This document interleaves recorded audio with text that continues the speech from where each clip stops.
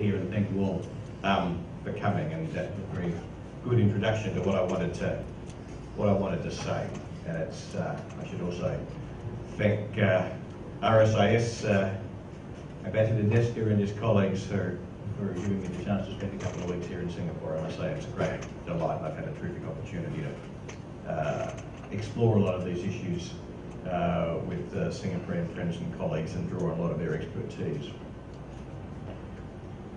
I've had quite a lot to do with RSIS over the years, and I've always admired its motto, ponder the improbable. It's very good advice. It's advice that's been kind of codified in the last few years by a very influential book about black swans. The whole idea of black swans is there's something you just don't expect. You see nothing but white swans for millennia, and all of a sudden it transpires with black swans. Well, who would have thought that? And it is very important to keep our minds open to the idea that things happen that we really don't expect. But we want to watch out for the white swans as well, because though it's very easy to get things wrong by underestimating the possibility that something happens that's completely out of a clear blue sky and completely unexpected, we can also get things wrong by not noticing or not working out how to respond to things which are absolutely plainly obvious. And in particular, when we see something that's very plain in front of our face but can't work out what to do about it, it's very easy to pretend to ourselves that it's not happening. There was a terribly poignant moment around the middle of 2001, or at least one in retrospect seemed poignant, when, as we now know, Condoleezza Rice, then George Bush's National Security Advisor, was briefed by Dick Clark, then the White House's anti-terrorism supremo, on the probability of a terrorist attack by Al-Qaeda in the United States. So this was no longer a black swan, it was a white swan. This was a clear possibility. There's something could actually happen. No one should be surprised by this. Of course, she couldn't work out what to do with that. So she didn't do anything. And, well, the rest is history. Now, I think the problem that we all face in thinking about what to do about the escalating strategic rivalry between the US and China is that, not that this is a black swan, if we end up with a US-China conflict over the Senkakus over the next few weeks or months, which is not a vanishingly small possibility, then no one will be able to say that came out as a clear blue sky. No, on the contrary, people will say, oh, we saw that coming. And they'll ask, well, what do we do with that? I would say that escalating strategic rivalry between the United States is the biggest white swan we face today. It has huge implications. It's highly probable, in fact I'd say it's actual, it's happening right now. It's highly probable that it gets worse. And most of us are still hoping that this white swan will just flap away into the sunset and we won't have to deal with it. I think it's better to spend some time pondering what could be done about it. And the first step in doing that, of course, is to understand what drives that escalating strategic rivalry and why it matters so much. Now, let me just start with a very blunt statement.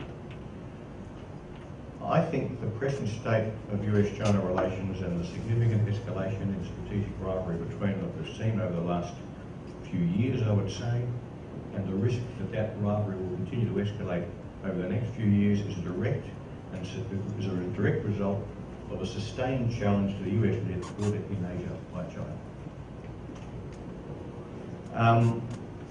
Now, that's a statement which itself could occupy us for a good hour and a half.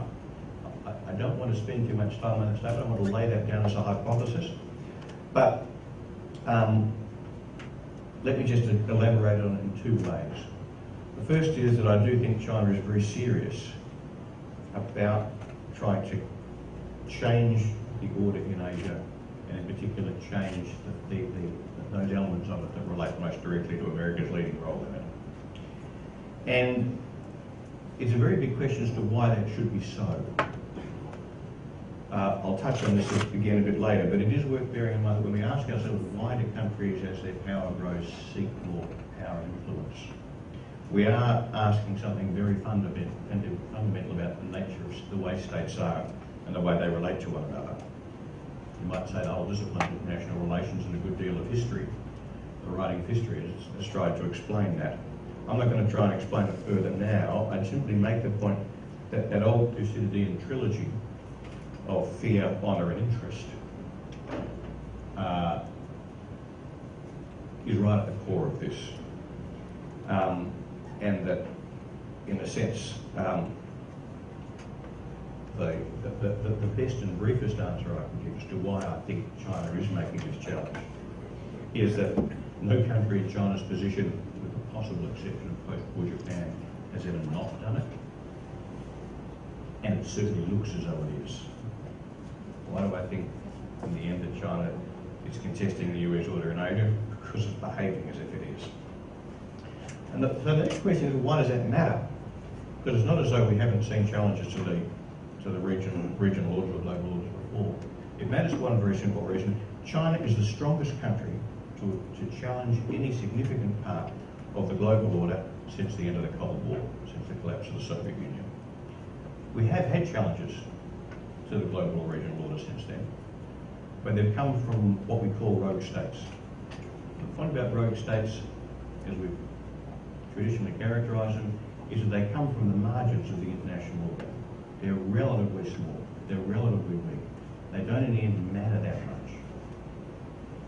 What makes China's challenge to the Asian order so very distinctive is that this is not a challenge from the margins, not a challenge of the kind that, for example, is posed by North Korea. It's a challenge right from the core. China is, anyway, just because of its sheer scale and wealth, is right at the core of the regional order. And so this is a challenge that comes right to the core. And that makes a huge difference about how we respond to it. Because we respond to rogue states simply by pushing back. If you're in North Korea or in Iran, you just, the international order, the United States leading international order, you just push back. And it doesn't cost much. It costs a bit, but it doesn't cost much. But you can't deal with China that way. It's simply too strong. Indeed, because China is at the core of the international order rather than the margins, to respond to China's challenge to that order simply by pushing back actually threatens to destroy the order that we're trying to save. So it poses a very deep policy problem. We have to find a more sophisticated response. And the first step, I would say a central step, to formulating that response is, for precisely the reasons Dr. Lee mentioned, is to answer the question, what China wants. And this turns out to be a more complicated question than you might think.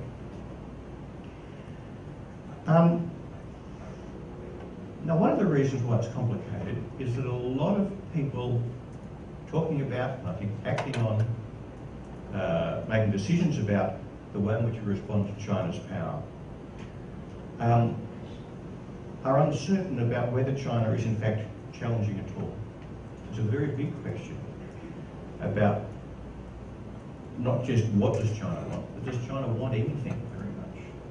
How committed is China to changing the international order as it exists today? Or is it basically happy with the status quo? Now, one reason why people are unsure about that is that for a very long time, until very recently, China has pursued, maybe as an act of deliberate policy, or maybe, if I can put it this way, just as a deep Confucian or maybe Sun Tzuian instinct, a policy which is shorthanded by the phrase Biden high. It's attributed to Deng Xiaoping, a famous statement he made in the mid-1980s, and it embodies the idea that as China's power grew, China was determined not to advertise either the extent to which its power was growing or the extent to which its ambitions for regional power and influence was growing with its growing wealth. Precisely because it feared that that would worry other countries, provoke responses by other countries which would inhibit China's growth. And you'd have to say Biden had worked astonishingly well for China. Until very recently, the view that China was deeply committed to sustaining the status quo, to not challenging the order in Asia, was very broadly accepted. And in fact, I think future historians looking back on the last 30 years, certainly looking back on the last 20 years, certainly looking back on the last 10 years, will say, how did we not see this coming? How was it, for example, that a whole lot of very intelligent, sophisticated people, and not just in the United States, became seized of the view that a bigger threat to the global order was posed by a bloke who turned out to be holed up in a rather grotty mansion on the outskirts of Abbottabad in Pakistan, and by a country of 1.3 billion people growing at 10% per annum. I mean, in terms of the sheer weight of power available to them, there is simply no comparison. And yet somehow a very large proportion of the world simply ignored the implications for the order in Asia of this astonishing redistribution of power. And partly it's because China told them to.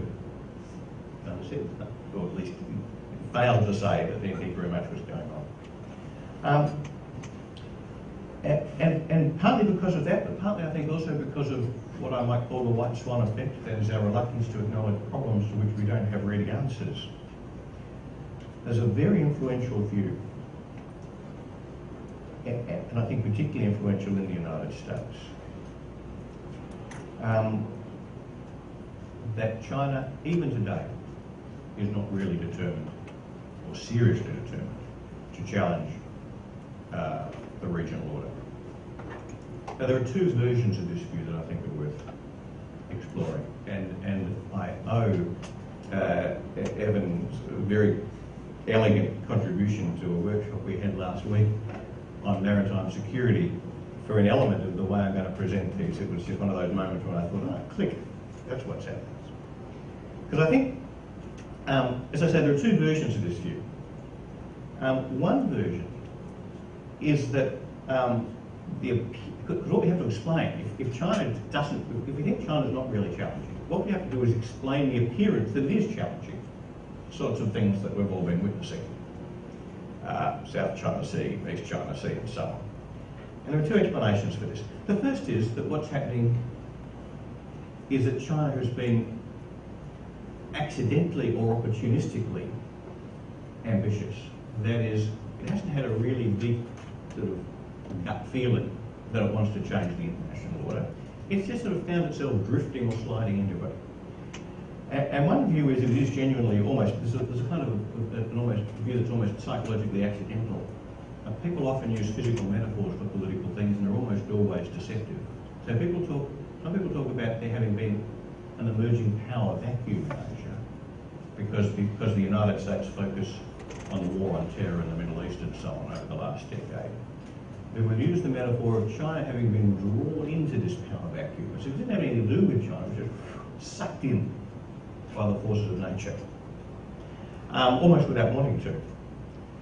A different view, which I think is more plausible, is that China has been opportunistic. That is, it has seen a moment over the past decade where, the theory goes, the US has ceased to pay attention to Asia, has left a gap in the Asia, has allowed that vacuum to develop, that gap in the Asian power structure to develop.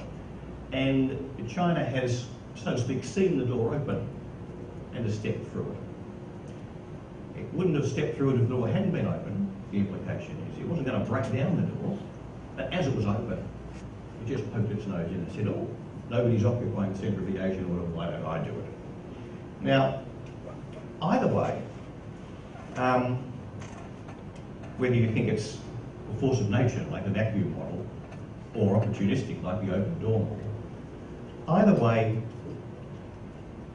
the advantage, the attraction of this way of explaining what's going on is it means that it's really America's fault.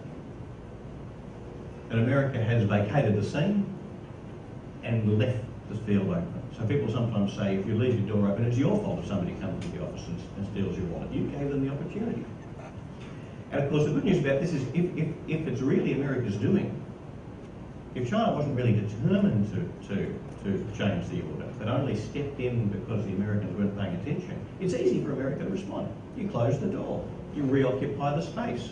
And China said, oh, okay, sorry, now you're back.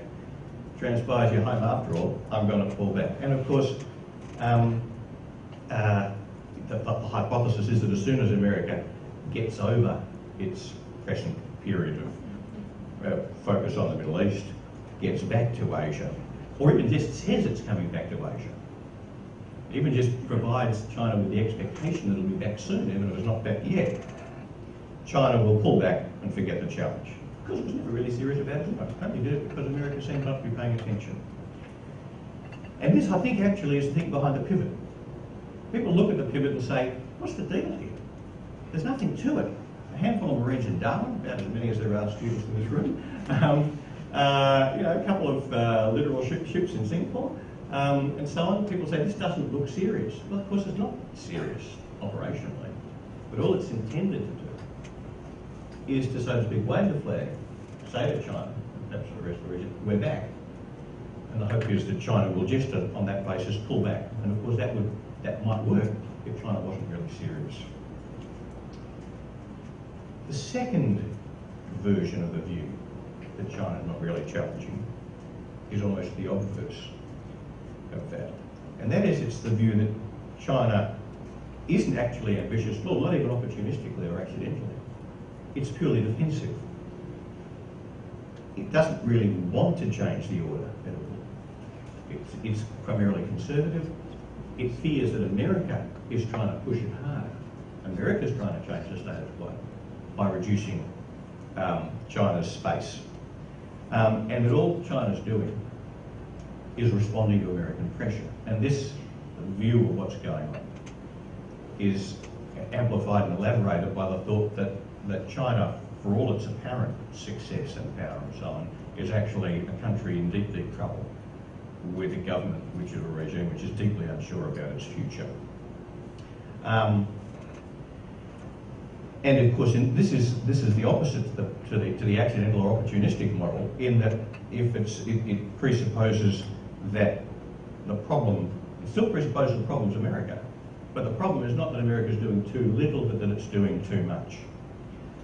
Now, this has been a relatively influential underpinning to quite a few of the criticisms of the pivot. That the US is actually provoking China into this defensive response because of the threats that it's posing to a government and a country that feel deeply insecure.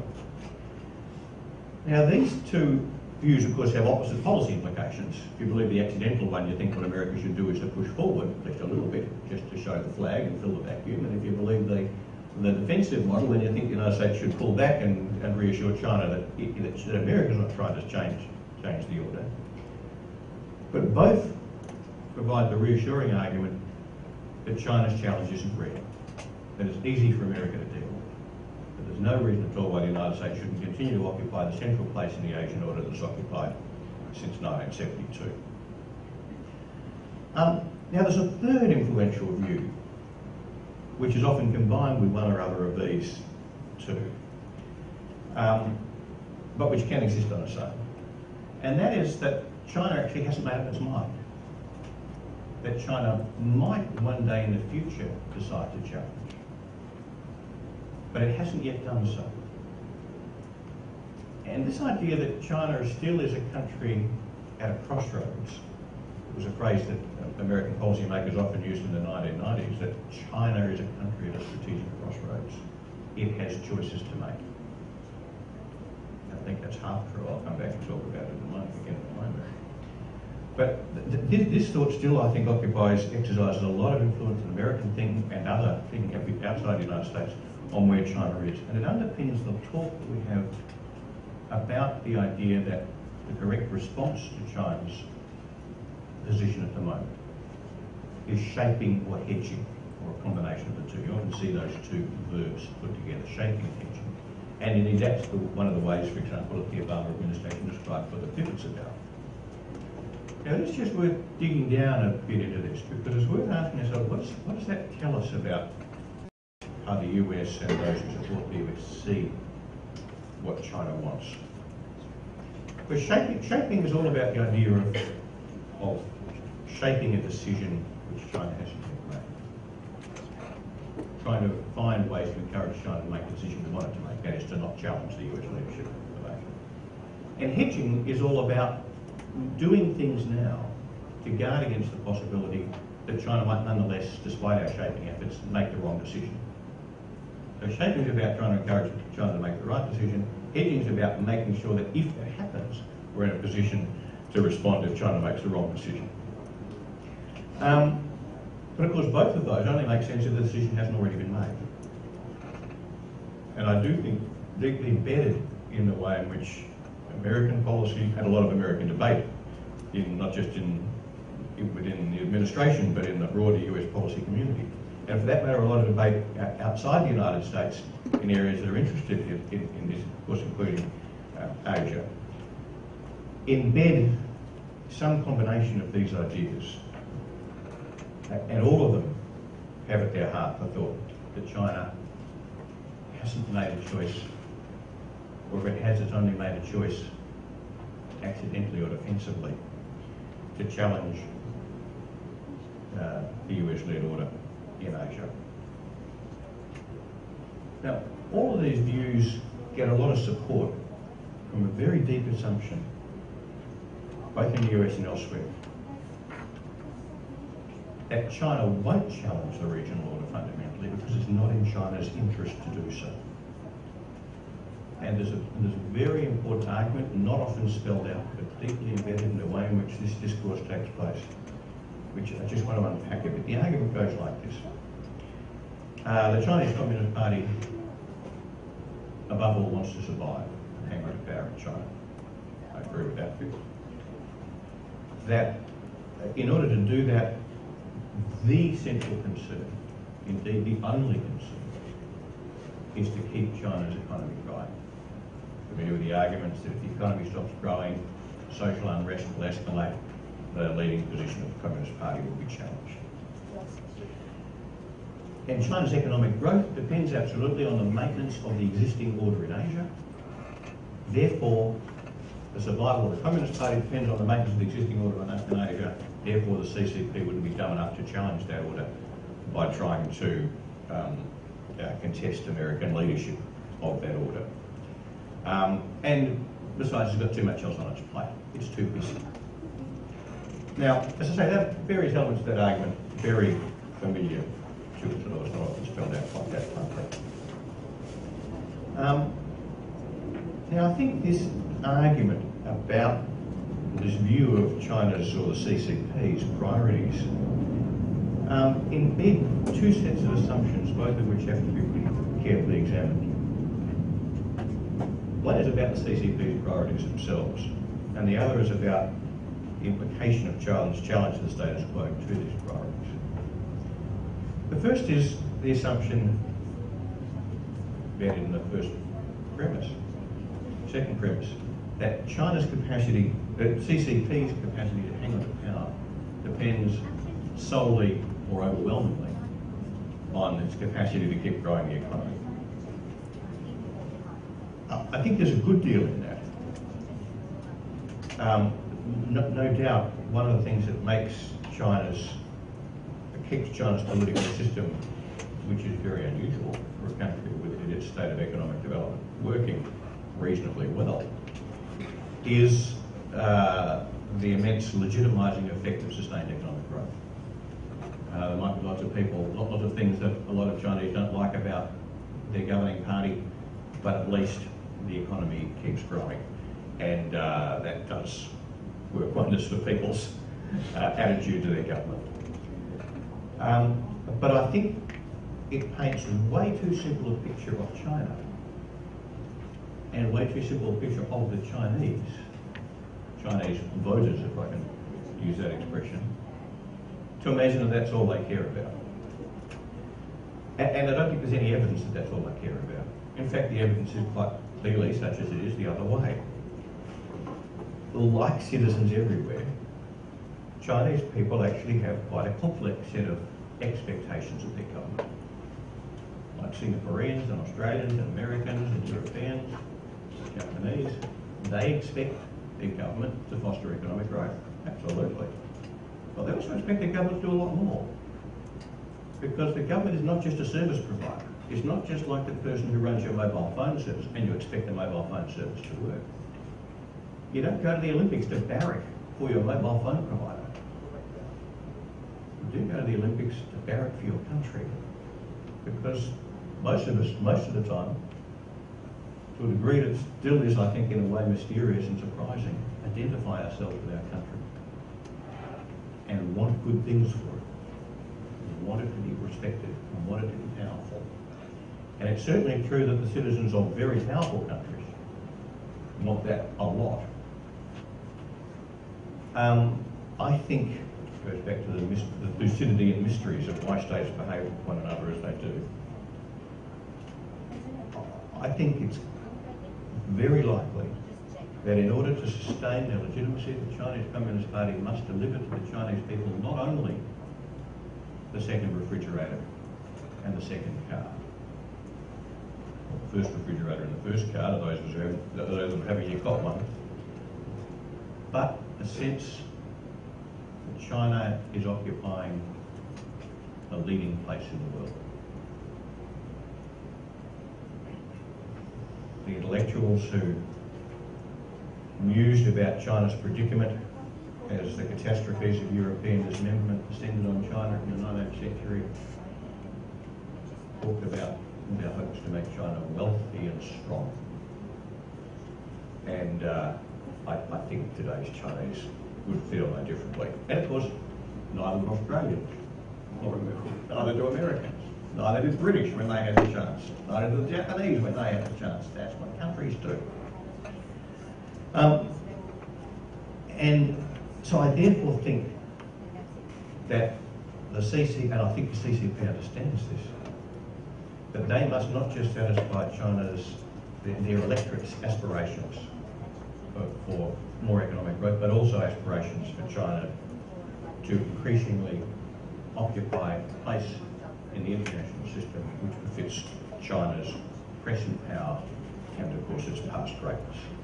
And all of that is summed up in that very complicated and imprecise word, nationalism. There's nothing, the thing about Chinese nationalism is that it's very normal. There's nothing particularly Chinese about Chinese nationalism. It's just the same nationalism that most countries have most of the time. And for that reason, the idea that the Chinese won't challenge the Asian order because economics is all that matters, I think is way too optimistic. The second assumption, which is embedded in the argument that I'm critiquing here, is that even if economics was the sole driver of the CCP's urge for self-preservation, that would, by definition, prevent it challenging the status quo. The argument that underpinned that, remember, was that China's economic growth continues on preserving the status quo and peace and stability in Asia. That depends on US primacy. Therefore, the Chinese won't challenge US primacy because that would undermine their economic growth. And that does assume that the CCP believes that any change in the status quo that reduces America's role significantly must, by definition, be bad for stability in Asia and bad for China's economy. And I think that's, again, an unjustified assumption. And it's worth looking at it a bit carefully, because here we come up with a series of judgments that we are making, we outside Asia are making, about what China's challenge to the status quo, what China's challenge to American leadership in Asia might actually look like. Can we step back a bit? One of the problems with our business is that we're dealing with phenomena, we're trying to observe phenomena in which there are very few instances. If we were economists and we were studying the decisions people make about the kind of houses they buy, we would have about 1 billion data points a year. I don't know how many people buy buy houses in the world every year, but let's say it's 1 billion. But the number of data points we have when we look back through history and try and gather empirical data about what happens as countries rise and fall is much smaller. I mean, maybe if you go back 1,000 years, you might get 20 or 30. And really, most of the time, do all our work on the basis of about half a dozen big examples. And because of what one might broadly call the application of the extrapolation fallacy to international relations, we pay most attention to the most recent ones. And what that makes us do is when we think about what happens when a new great power emerges and challenges the existing order, we focus on a handful of challenges that emerged in the middle of the last century and which have fundamentally shaped the world today. Challenge from Nazi Germany in Europe, challenge from Imperial Japan in Asia, and the challenge from the Soviet Union in the post-war world after the Second World War globally. And the thing that's striking about all three of those challenges was they were very radical. These guys, each of them, didn't want to just fiddle at the margins with the way the world worked or the region worked. They wanted to fundamentally change every aspect of life. Nazi Germany wanted to fundamentally change the way Europe worked in every respect. Territorially, politically, culturally, racially, you name it. It was an astonishingly radical, and I might say an astonishingly evil agenda. And likewise, Imperial Japan, the Greater East Asian Co-Prosperity Sphere, was a very radical idea. It fundamentally changed the entire, very significantly changed the territorial arrangements, fundamentally changed the political system, fundamentally changed the way international relations work, get rid of the European imperial powers and so on. This was a very radical idea. And ditto the Soviet Union. What we saw from the West when we looked at the Soviet Union and the Cold War was a country that was determined to change every feature of the international order. Territorial, political, economic, you name it. These were very radical models. And so when we look at a power challenging the Asian order today, we naturally see what seems to be, or naturally think what we're seeing, is something comparably radical. Whereas in fact, if we look further back in history, there are lots of examples of challenges to the order, which are much less radical. Inevitably, and perhaps it's just a failure of my database, I draw primarily on the European examples. But when you look back and see, for example, the kind of changes that Louis XIV would have wanted to make, had his bid for hegemony in Europe in the late 17th and early 18th century succeeded, it would have been, well, relatively modest. If we look at the challenge that Napoleon posed, that was more radical. Not as radical as the Nazis, but more radical than Louis XIV and so on. So there's a whole spectrum of different kinds of how much people want to change. Now, the argument that China, that element of the argument that I mentioned before, the argument that people use to say China's not challenging the order at all because it's got a big stake in that order, that's partly true. It's undoubtedly true that China does have a big stake in this order. This order, the world today, Asia today, works very well for China. And so the proposition that China is going to be relatively conservative about this order is quite compelling. And it seems to me reasonable to assume, or at least to expect, that as China looks at the region today and asks itself, what would we want to change if we were in charge? The answer is, well, not that much. Precisely because the order works so well for China today. Why would China want to change the economic structure in Asia today? Why would China particularly want to change the territorial structures? I'll come back in a little while. Why would it want to change the political structure? This is not sort of 1950s Maoism, where the aim was to export revolution. I think China really cares how we choose to govern ourselves. So I think, in fact, what we're looking at in China, if the argument about China's stake in the order is right, and I think it is, then it seems most likely that China's ambitions are actually relatively modest. This is a slightly clumsy metaphor, but China quite likes the bus that we're all riding in. And it doesn't even mind the journey we're going on. It just wants to be in the driver's seat. It doesn't actually want to change that much. It just wants to change who's in charge.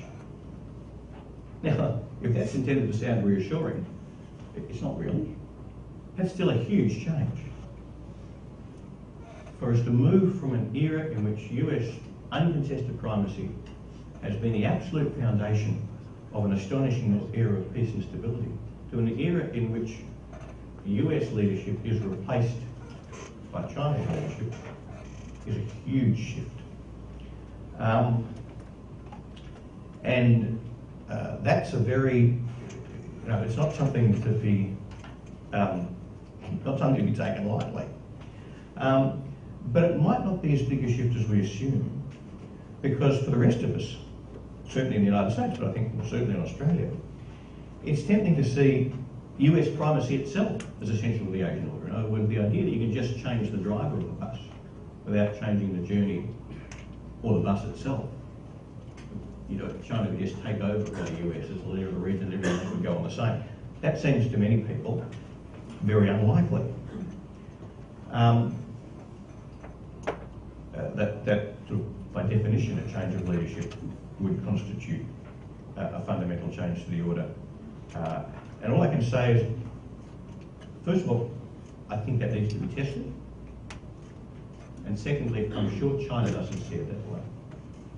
A lot of the arguments for the proposition that China doesn't really want to change the regional order are based on the idea that even a change in leadership would fundamentally erode China's interests in peace and stability in Asia. And that's based on the assumption that China would agree with us that US primacy is essential for Asian stability. And all I can say is, I don't think the Chinese see it that way. We might find it hard to imagine an Asia which is stable and peaceful without American primacy. I think the Chinese find it very easy to imagine that. Because I think Chinese primacy would be just fine. That could keep Asia stable and peaceful, and of course they might be right. So, for all of those reasons, I think the various arguments that China's not really ambitious, doesn't really want to change the order in Asia, are way too optimistic. On the other hand, I think it's most probable that what China actually wants to change is relatively limited. Let me just spend a little bit more time exploring that. Because this is where we, so to speak, get to the heart of what China wants. I've said that China doesn't want to undertake a really radical reorganisation of the international order, but simply change a few very important elements of it. One of the reasons why what I'm about to say is a bit of guesswork, of course, is that China won't say what it wants. And one of the problems the whole region faces in managing this question is precisely that China won't say what it wants. And of course, there's various reasons for that. Partly it's still the remnants of Biden and Hein. China's become much more assertive in the last few years, but it still is reluctant to spell out exactly what it wants. And partly I think it's got a negotiating tactic. It doesn't want to say what it wants too clearly because it wants to keep its options open down the track. I think that's a very big mistake for them. But it's also a problem because we won't ask. They don't say, we don't ask. So this uncertainty about where China's coming from persists. But let me nonetheless make a few guesses. The first is, I think China's ambitions are overwhelmingly focused on Asia rather than global. I don't see in the way China conducts itself or in the capability it's building, or for that matter in the amount of power that it seems to be acquiring, including economic power, any serious prospect of being a major global hegemon. China will not rule the world. It won't even be very influential in parts of the world beyond Asia. It will be influential. It's going to be a very significant player. But I think China's ambitions, its sense of itself, its sense of its role, are very strongly focused on playing a much bigger role in the Asian order rather than globally. The second point, as I said before, is that I see no evidence from China's policies, or for that matter from China's capabilities, the kinds of capacity it's building, that China has any desire to change the territorial structures in the region. It's very important to recognise, partly because when we think of a country being being ambitious to challenge the existing order, we often think of it in terms of territorial aspirations. So I think it's very important to make the point that there are lots of different ways to challenge the order other than trying to seize other people's territory. I don't see any sign, with the special case of Taiwan to one side, I don't see any sign that China actually wants to change the territorial distribution. I don't see any sign that it wants to change the internal political structure of countries in the region. Again, with the possible exception of Taiwan, but even in Taiwan, it's quite possible that China would be more or less happy to leave that system running, roughly speaking, as it does today. And as I said before, no reason to expect any change in the economic system. In fact, probably, and this is a broader statement, perhaps less, well, more uncertain, no particular reason to think that it wants to change the basic norms of international relations in Asia. It is the basic way that international business is done.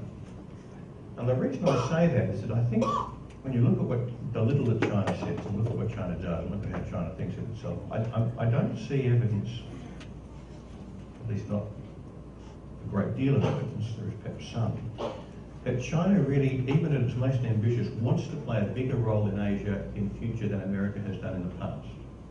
Now, we have lived in an order in Asia for the last 40 years, in which the norms of international conduct have accepted and acknowledged the existence of a primary power, which has a clear leadership role. That power has been used very lightly, and I would say, just to be clear, overwhelmingly to the region's benefit. I don't see a particular sign that China wants to, at least at the moment, would want to use its power differently from America as the way it's used it. It just wants to be doing it itself rather than America doing it. Now, of course, right there we have to get a big caveat, and not just about that last point, but about all of the points I made, and that is that we can't assume that the ambitions that China might have revealed to us today will be the limit to the way in which China's ambitions might develop in the future. And a lot of our thinking about the way we respond to China's ambitions and the way we think about the future Asian order in the light of China's ambitions has to account not just for what we think China wants now, but the risk that China's ambitions might grow as its influence grows, and that it might start off wanting to do no more than America has done as being a leading power in Asia, but end up something that looks a lot more like the sort of much more aggressive and oppressive hegemons of the past that I mentioned before. And so we have to be very careful in thinking about how we respond to China's ambitions, even if they are limited, as I've said, to make sure that we also build in safeguards against that kind of escalation. But the second point to make about this limited view of China's goals is that just because the goals are relatively limited doesn't mean they're not very deeply held. Doesn't mean that China's not very committed to achieving them. There's always a tendency to think that people are most committed to the most radical goals.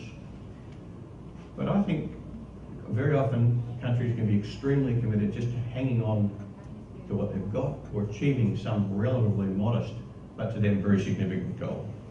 And I think the resolve that China has to move from the position of subordination to US primacy, which accepted in 1972, as its economy approaches and overtakes the United States, goes very deep indeed, and that's for reasons to go back to the point I made about the expectations and aspirations of the Chinese people. Now, and I think a really critical factor in evaluating the challenge we all face in Asia at the moment is that I think an attempt to deny that to China directly, that is to refuse to make any concessions to China's ambitions, would push China into a really severe contest with the United States, which would in fact disrupt the Asian order very significantly, which would in fact destroy the order that both the US and China, in their different ways, are trying to preserve. And you might stop there and say, hey, that's completely irrational. Why would the Chinese be so committed to leading the Asian order that they'd actually be willing to destroy it rather than lead it? Well, all I can say is that's a very symmetrical situation. If the US is willing to risk escalating strategic rivalry with China in order to preserve its primacy as the foundation for the Asian order, and I think it is, I think it's quite clear that that's what the United States is willing to do, or what appears to be from their conduct so far, then we can't be surprised if China is willing to run precisely the same risks in order to achieve primacy for itself. I think they're both at danger of putting their aspirations for primacy above their very strong interests in maintaining order. That's how international affairs gets interesting. But it also suggests that China could be, should be, hopefully will be, willing to negotiate. Because China must understand that escalating strategic rivalry with the United States, would be fantastically devastating for China, just as it would be for the United States. And that if the Chinese come to understand that they face a choice between escalating strategic rivalry with the United States, or stepping back from their aspirations to lead Asia a little bit, then I think there's a chance they might do it. For the reasons I said before, I think the chances of China abandoning that aspiration completely and accepting the status quo are very low.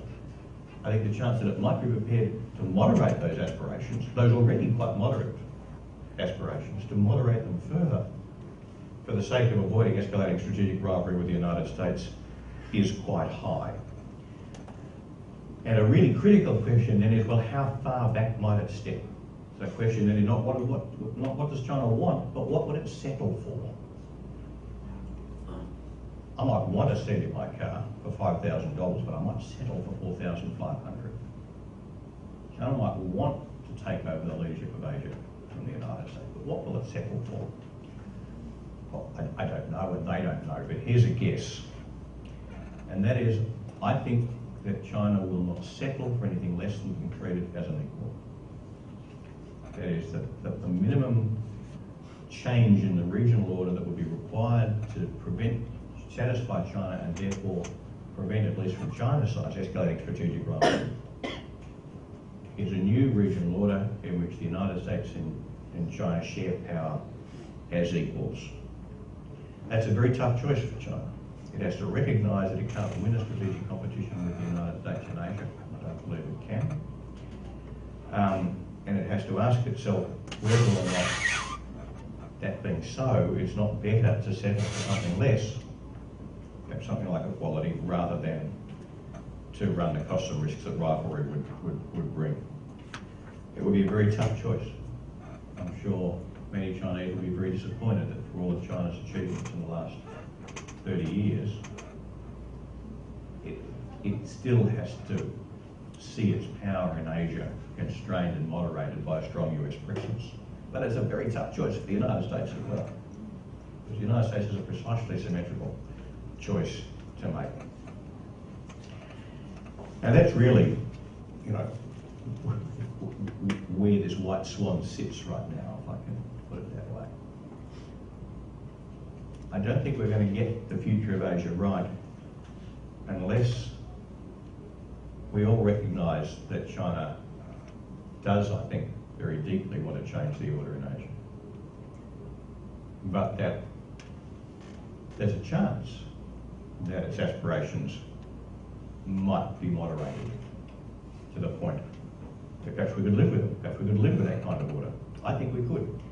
I think an order in which the US and China shared power would be much less satisfactory, certainly to Australia, but I think for most of the rest of us, than one in which the United States continues to exercise uncontested primacy. But if I'm right about what China wants, it's not going to be able to exercise uncontested primacy. If it tries to exercise primacy, it will be contested by China, and that will destroy the order. So we'd be better off if the US and China can both reach some sort of deal to share power. And that trying to find that point where that deal should be done, is the highest priority in Asia today. Thank you very much.